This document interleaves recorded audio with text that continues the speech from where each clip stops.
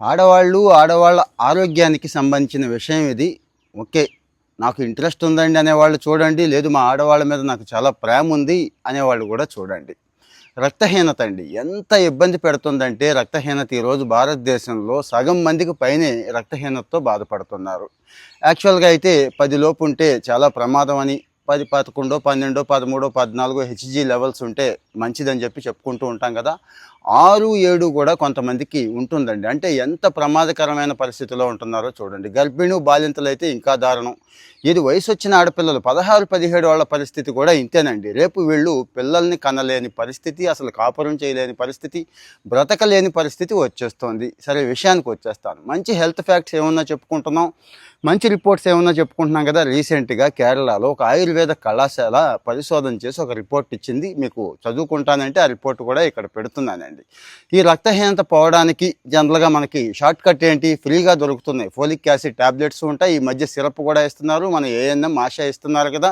కానీ కెమికలే, సైడ్ ఎఫెక్టే. అలా కాదు, ఫుడ్ రూపంలో తీసుకుంటే మంచిది అనుకునే వాళ్ళు కొంతమంది ఉన్నారు. నాకు కాస్త ఖాళీ టైం ఉంది, గరిటె తిప్పుతాను, వంట బాగా చేస్తాను, ప్రయోగాలు చేస్తానంటే సూపర్, ట్రై చేసేయమని చెప్పండి.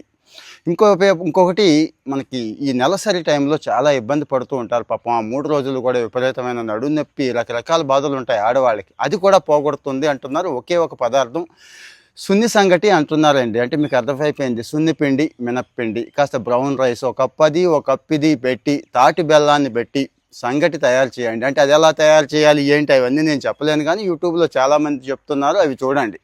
చక్కగా ఈ 3, అంటే ఈ తాటి బెల్లంలో ఎంత గొప్ప విషయం ఉంది, ఆ మినప పిండిలో ఎంత గొప్ప విషయం ఉందనేది మీకు తెలిసిందే. చివరగా కాస్త నువ్వుల నూనె, అంటే గానుగ నుంచి ఫ్రెష్గా తెచ్చుకున్న నూనె మాత్రమే సుమా, దాన్ని కలుపుకొని వడ్డించుకుంటే ఉంటుంది నా సామిరంగా. టేస్ట్కి టేస్టు, ఆరోగ్యానికి ఆరోగ్యం. ముఖ్యంగా ఆడపిల్లల సమస్యలకి తిండి రూపంలో పరిష్కారం అయితే కావాలి కదండి. అంటే ఈ కేకులు గట్రా రకరకాల దరిద్రపు ప్రయోగాలు ఎలాగో చేస్తున్నారు. ఓకే, అవి చేస్తే చేయండి, ఇది కూడా చేయండి అని చెప్పడం నా ఉద్దేశం.